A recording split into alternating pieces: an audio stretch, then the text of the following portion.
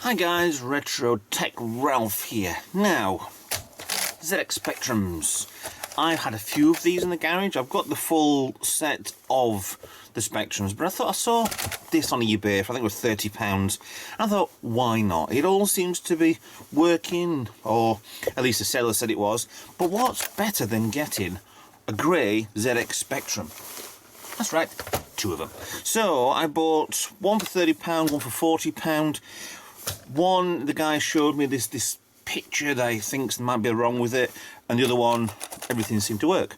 But I need to strip things down, clean these up, because they're a bit quite dirty. They've been in the garage for quite a while, so any germs or whatever on these have completely, whatever, gone anyway.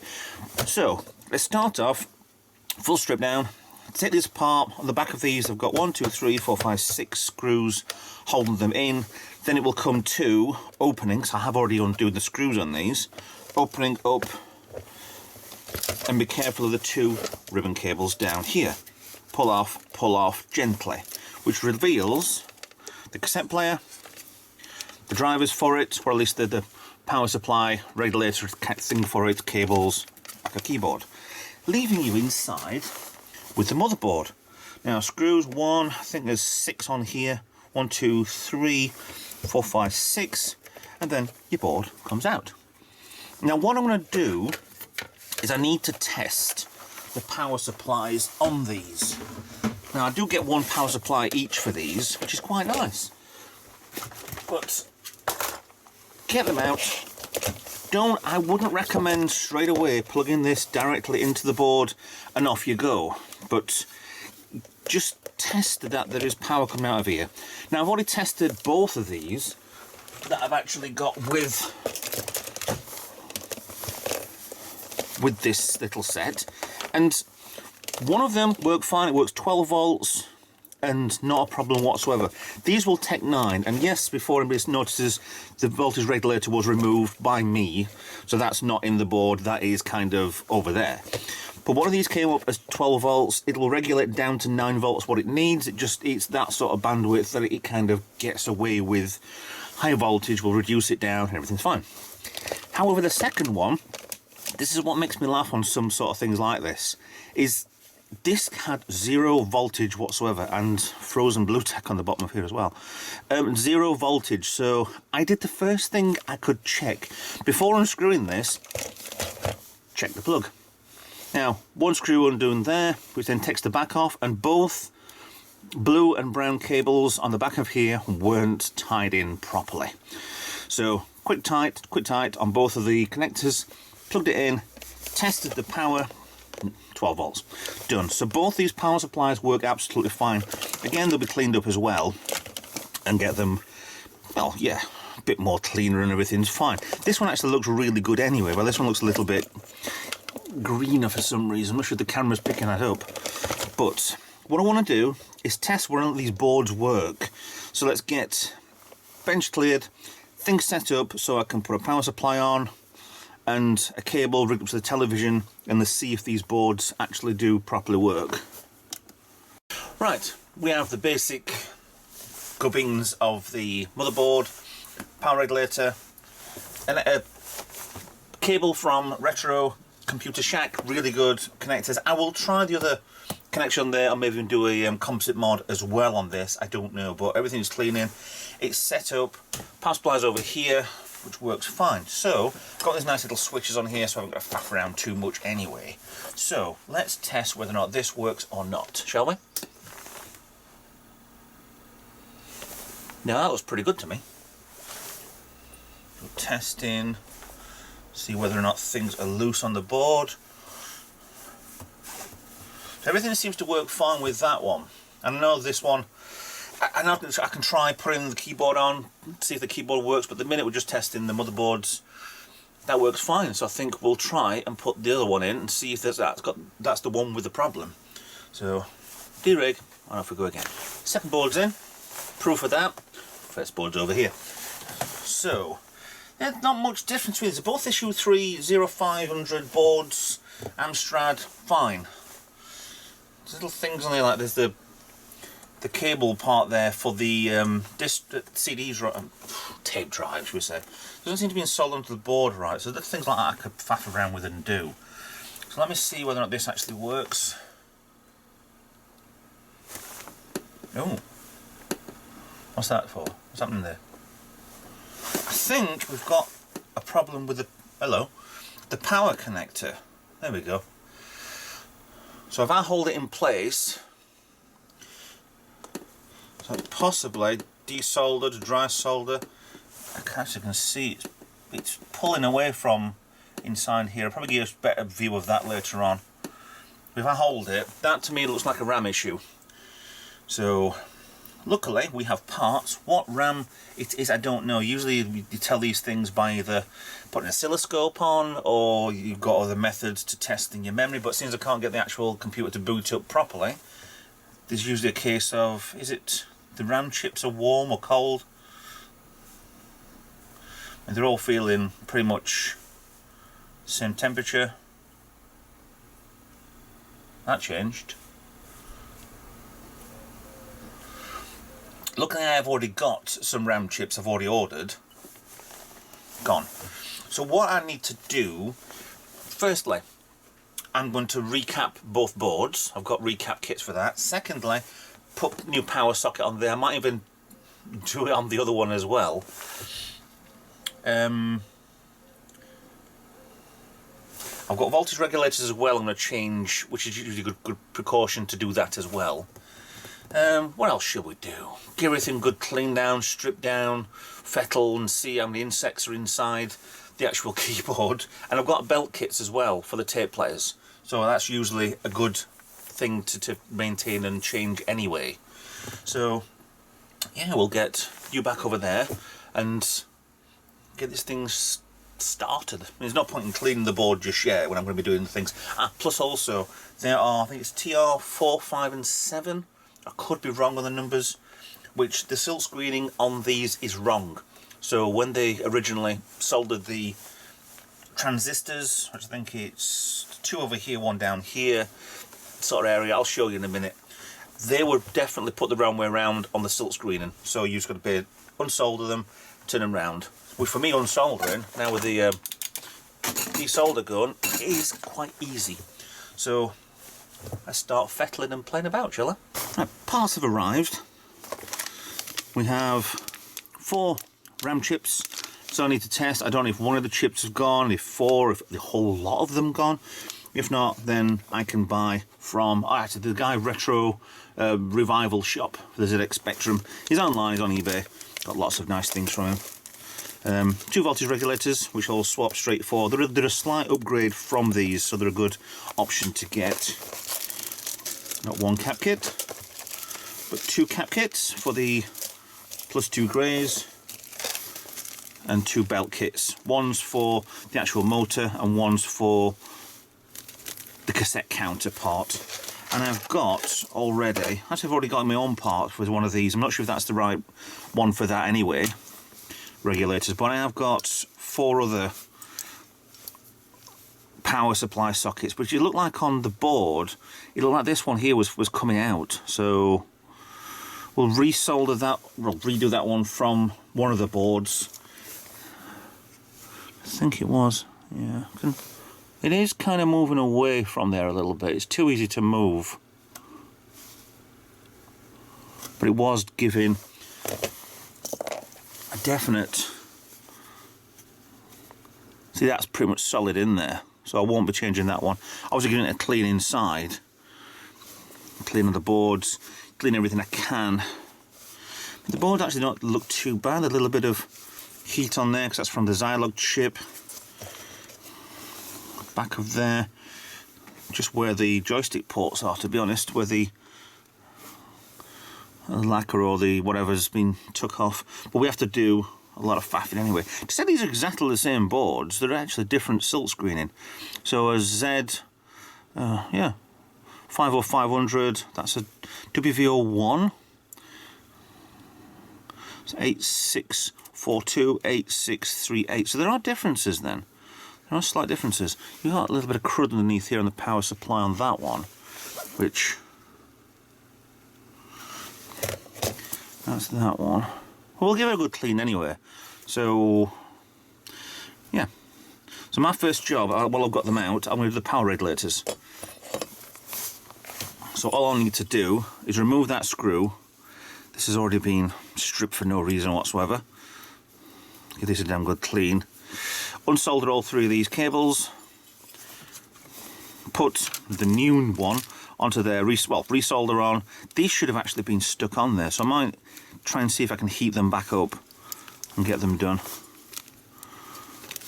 And see if I can get that properly stuck to and covering up everything.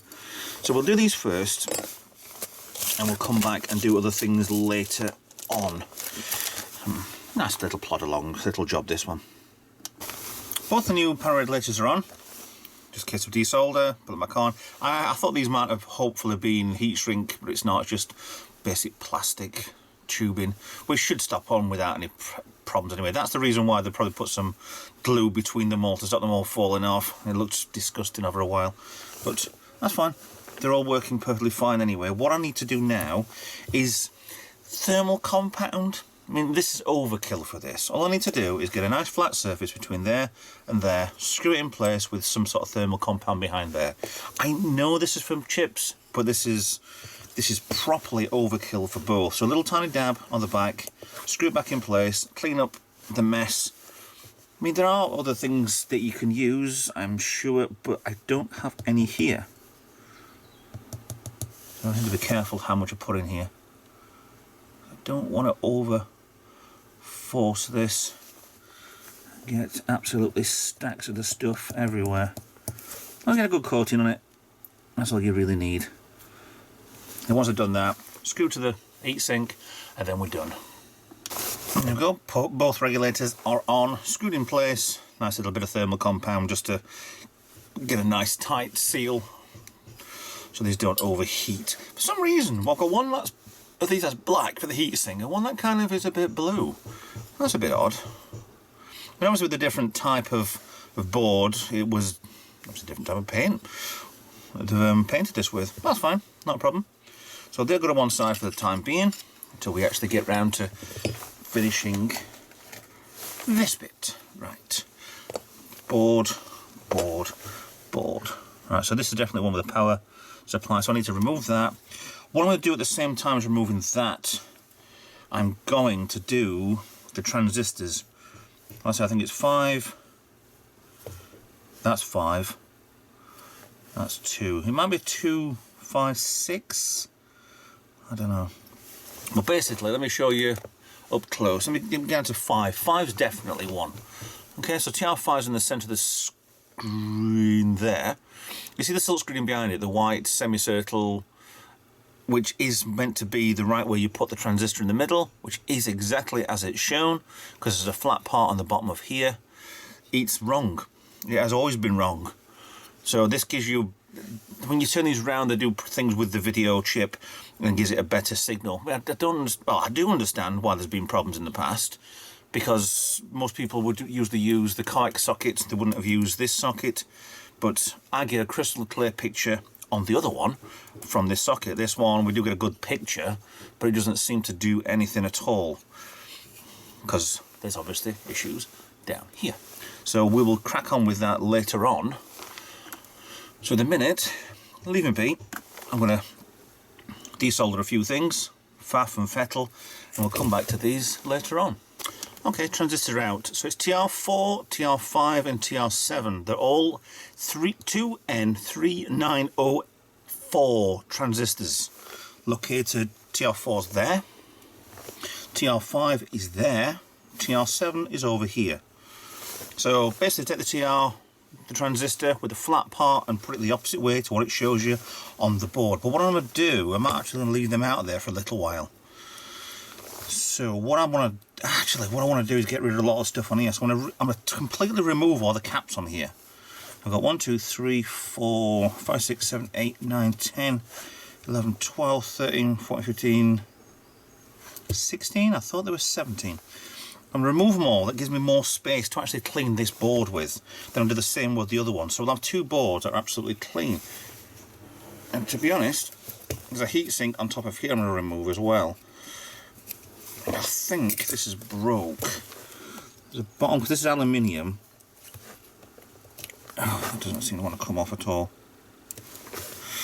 There's a part underneath here which is looped underneath where the chip is.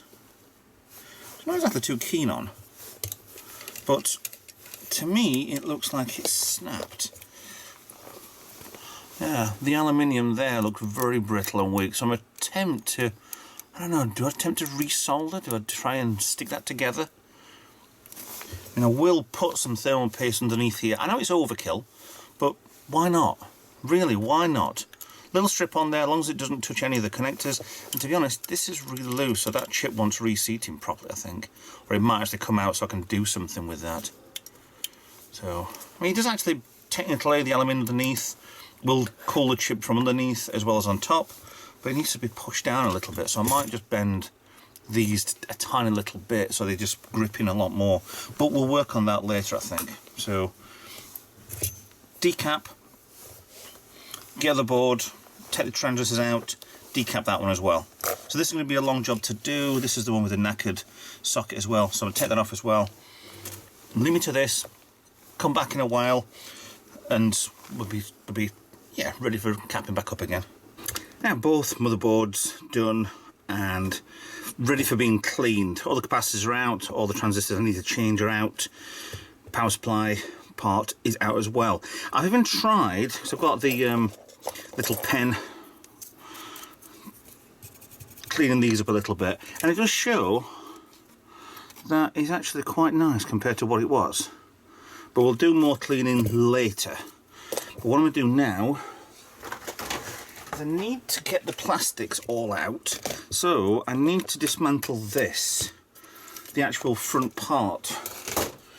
So my recommendations is I want that out as an entire unit so I can swap both these belts and get the plastics anyway, but for taking this out you've got 1, 2, 3 screws here, 4 screws here, which is fine. Got 1, 2, 3 screws there. Take this panel off, but this panel is connected to here.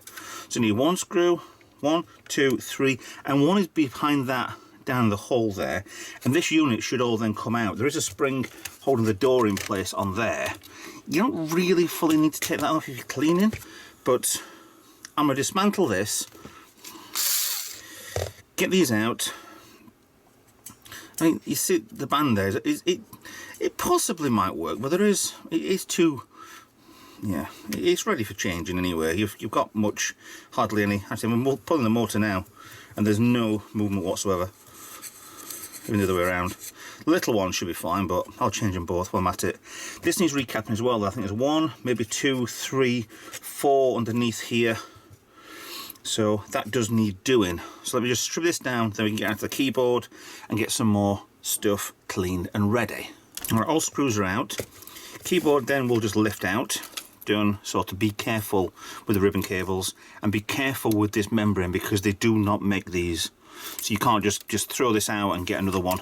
So it's going to be tricky. This is a bit green. Ooh. Right, so this will go over there with the other one. Right, so lifting out this, you must make sure that the eject button is pressed so it's not catching on to this part here. With them out, this has 1 more screw hiding under here for the LED indicator. So very steadily, because these cables here will easily break off, these will easily break off. They're very thin, they're for the heads, and they are very important. So I've marked up in here, well, hopefully, that's 1, 2, I think I've put that one with that, because they're all for the board, they're all for the cassette, they are for the keyboard, they're also for the keyboard as well, which have for the pins holding the board on, so I've already dismantled the other one, and this one is for the board. Can't really see that, but that's fine. Key, doing? Right, so that one will go over there because it's the rest of the cassette board section.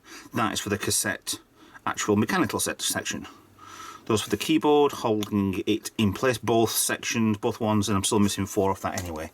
So, gently move that out. Now that's a lot of crud inside there.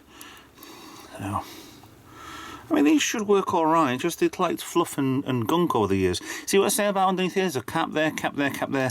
There's 4 caps on this, and then one on the opposite side as well. So 5 caps for the cassette player. If you're never going to use this and you're going to get a Fruito's 8-bit card, there's no real point, but it's nice to do. You can see the colour difference on here between the original and there. I don't know whether or not grey will ever retro bright. I don't know, and it's too wrong in the year to actually think about attempting it either. Right, so on here, I can take off that spring. I don't see a point in doing that just yet. To get the door off, prise a little bit on there. Get that up there. Prise on the other side as well if you can. Get that up, get it out. One's gone back in, one hasn't. And that will just slide out the front. Door panel will also come back, because you can see all these crud underneath here. That's easily cleanable, because this clear plastic part will come off without breaking. He says, because the other one did.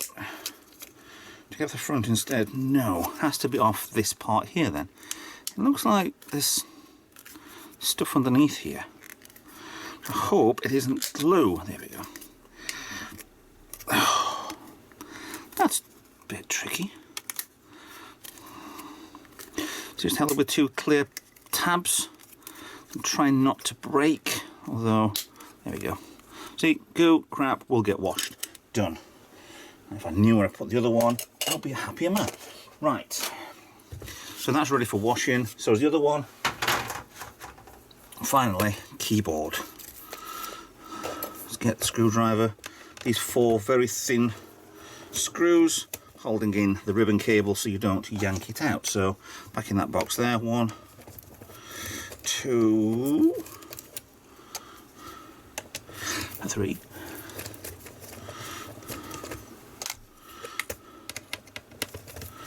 And 4. This is interesting. Watching a man take a old computer pieces. Right, so these tabs along here, most of these just push in, and a little bit of tension just to make sure the plastic comes out a little bit. Don't go over force it, don't too much. Just try and push them in so they just push through a little bit. In and in, so that's them bits done. Then these are the opposite way around. 5 there, I think that is that. So, remembering out, I'll never know if this is actually destroyed or not. Do not use isopropanol on this. You will wipe off all the contacts and you will absolutely kill any chances of a Spectrum working. I've done that with an old keyboard, well, with the keyboards I use for the PC here, but ew, lovely. And it will just remove the, it's not a silk screen, it's kind of similar-ish too. So,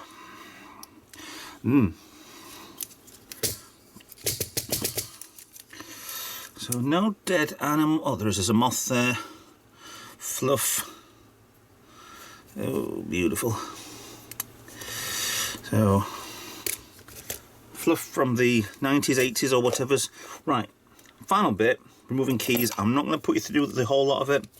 Right, one key, I said the brake key, because I've got all this fluff underneath here to remove.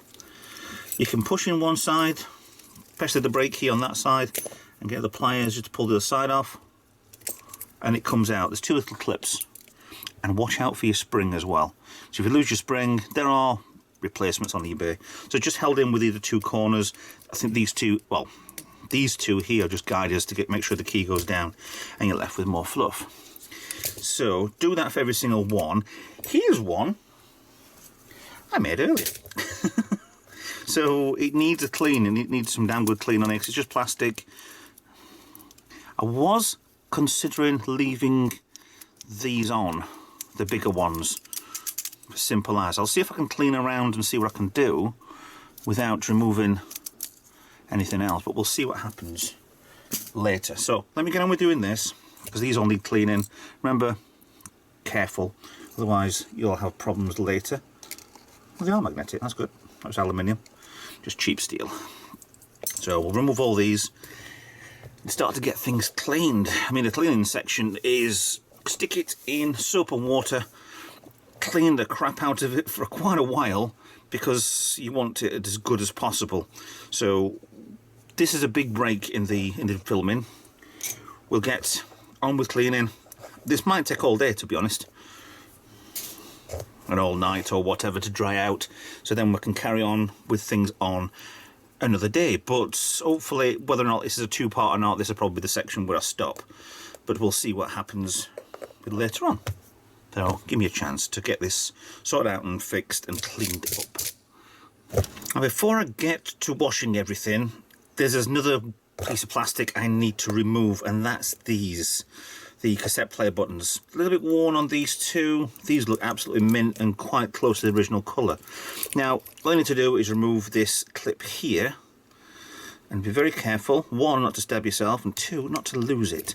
So if you can try and push this rod that's going all the way through it as far as it can go, and maybe get something that's not a pair of tweezers to remove. That's not easy. There we go. Just one of your little C-clips. Then you can slide out the bar and all of the buttons will fall off. Now just remember, when it goes back on, this first lip here goes in where the metal parts are. So when that comes off, plastic, plastic, plastic, plastic, plastic, plastic, and a bar. Done. Easy. So if you want to put that back on there, fine. No, it is under here. I know it is. Oh, magic time. It's just, there it is. Right. There it is. Right, see, haven't lost it yet. Oh, lost a few things in my life, but not that just yet. So, yeah, dismantle time on the others, the other one, and then time for the bath.